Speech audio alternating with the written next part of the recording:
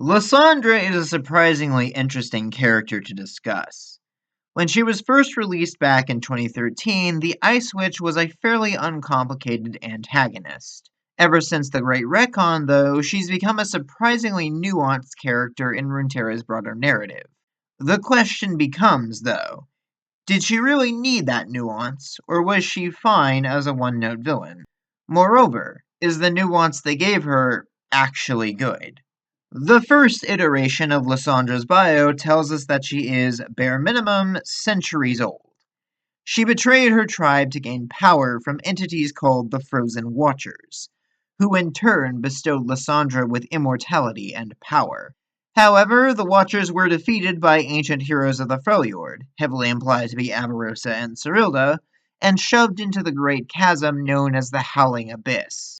Lissandra, however, knew that the Watchers weren't truly dead, and so she planned to prepare the world for their return. To achieve this, Lissandra infiltrated the Frostguard tribe, one of the oldest and most powerful in the Freljord, by murdering their leader and taking her place, because shapeshifting was just something Lissandra could do, I guess.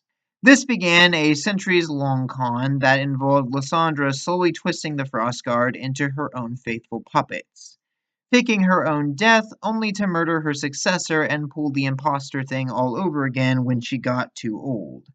The tribe that was meant to be the vanguard against the Watcher's return have instead been corrupted to help expedite the process, with Lissandra at the helm.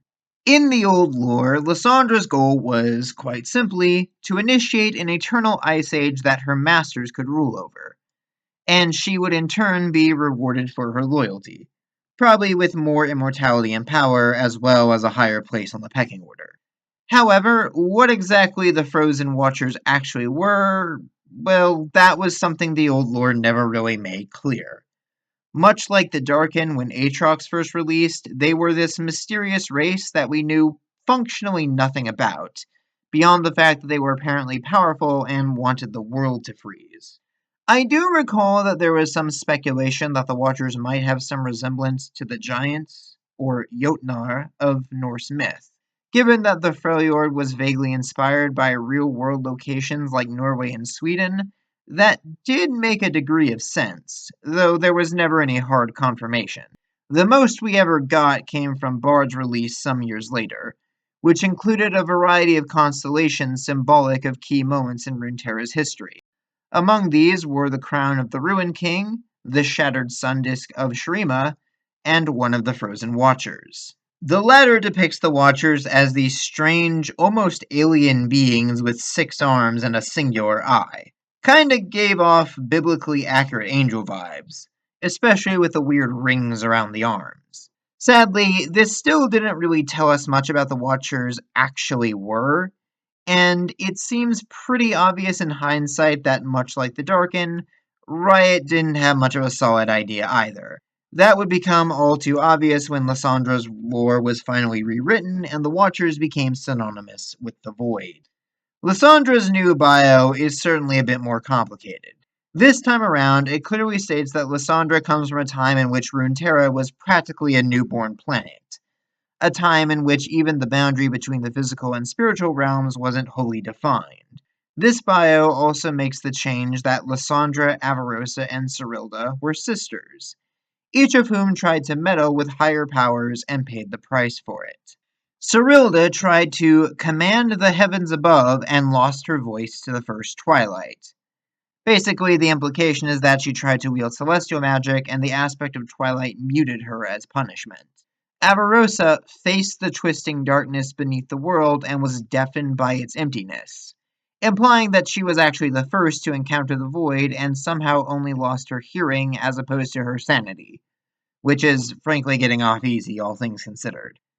Lastly, Lissandra tried to tame the wild magics of the planet itself, and was blinded by the claws of a primal god.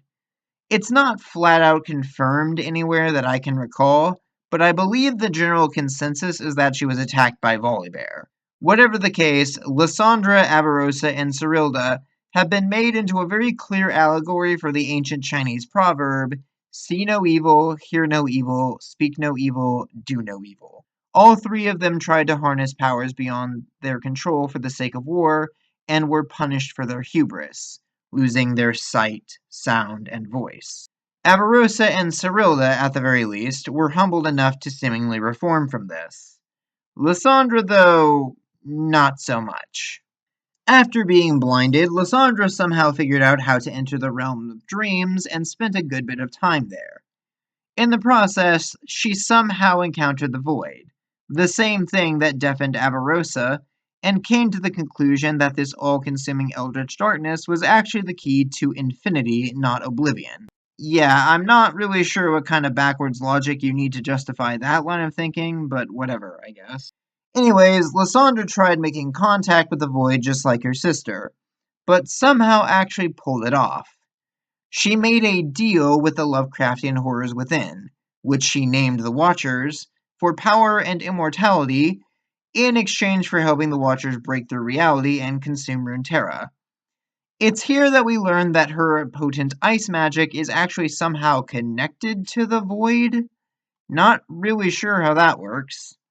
Lissandra did at least share this quote-unquote gift with her sisters, though Avarosa and Cyrilda were understandably a little peeved that Lissandra basically condemned their entire world in a Faustian bargain. Lissandra, realizing that she might have made a massive mistake, tried to bargain with the Watchers for a little more time, but to no avail. The void eventually erupted in the far north, and Cyrilda and Avarosa led armies to face it. Lissandra, though, was convinced that it would be a futile effort. She saw a choice before her: either accept her demise along with the worlds, or muster all the power she could to freeze the void portal shut, even if she knew her sisters and their armies would be caught in the crossfire. Lissandra chose the latter, adding one more betrayal onto many. However, even a barrier of true ice wouldn't keep the void at bay forever. Lissandra knew this, yet she remained determined to keep the end of the world at bay for as long as she possibly could.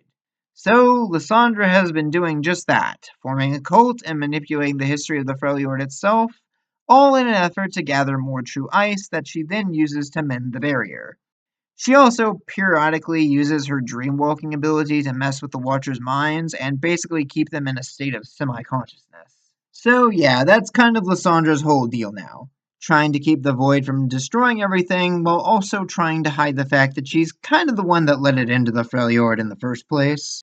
In the previous video, I described Lissandra as a nihilistic anti-villain who remains convinced that the void cannot actually be beaten, merely stalled, and she opposes anyone who may try to do the former out of fear that provoking the Watchers will only bring their inevitable triumph that much closer.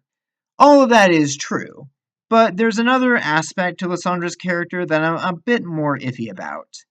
She's not just a nihilist, but also a coward. Lissandra has basically spent millennia trying to run away from the consequences of her own actions. She made a deal with eldritch horrors in exchange for her family being able to basically rule the world for a little while until it ended, and then was somehow shocked to learn that her sisters didn't want their world to be devoured by the abyss. Even now, ages later, she's choosing to hide the truth of her deeds because she doesn't want anyone to know just how badly she screwed up. Her refusal to seek a better solution to the problem or genuinely ask for help might be partially because she believes there's no point in doing so, but it also mostly just seems to be because Lissandra would apparently rather let the world end than let anyone know she made a mistake thousands of years ago. Like, it feels as though Riot just wanted an excuse to have Lissandra remain as this ancient, immortal witch twisting the truths of her nation's history to hide her own machinations for the world. Except we already have that exact character with LeBlanc, even right down to the whole thing about using magical disguises.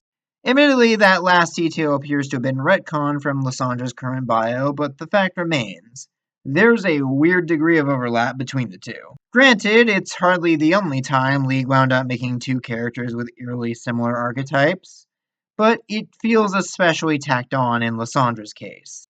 The main issue, for me, is that the Ice Witch doesn't really feel like a particularly cunning manipulator. Again, her whole story now revolves around the fact that she made an obviously bad deal and was herself manipulated by the Watchers to let them into Runeterra. And this was after Lissandra somehow failed to learn the same lesson as her sisters from trying to harness powers beyond human comprehension once already.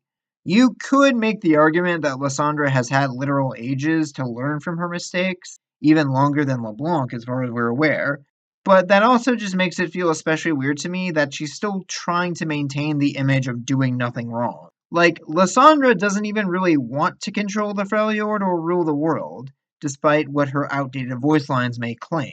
She's just trying to stall the apocalypse. And I feel like at a certain point that has to take priority over your own pride, right? So here's a suggestion. What if we swapped Lissandra and Avarosa in the story a little bit? We can say Avarosa is the one who tried to harness the raw powers of the elements, and was deafened by the roar of primal thunder. Lissandra, meanwhile, was the one who tried to harness the void from the get-go. She stared into the abyss, and her sight was consumed by the endless emptiness. At the same time, though, Lissandra became enthralled by it. As we know, the void has a tendency to do with certain individuals. Honestly, you could theorize that's what happened in the original bio, but the way it's written just makes Lissandra seem like she was an idiot who acted entirely of her own volition. Anyways, the sisters were all gifted ice mages, but Lissandra's magic was especially potent. She gathered a following and used that to secretly prepare Runeterra for the Watcher's arrival, her mind tainted by the Void's influence. Basically, she becomes its first prophet even before Malzahar.